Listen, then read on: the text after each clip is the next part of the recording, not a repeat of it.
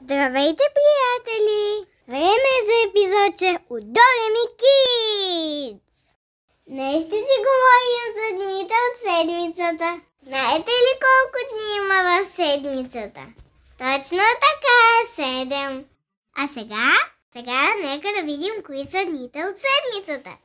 Седмицата започва с понеделник. След това идва вторник. А след вторник е сряда. А след сряда е четвъртък.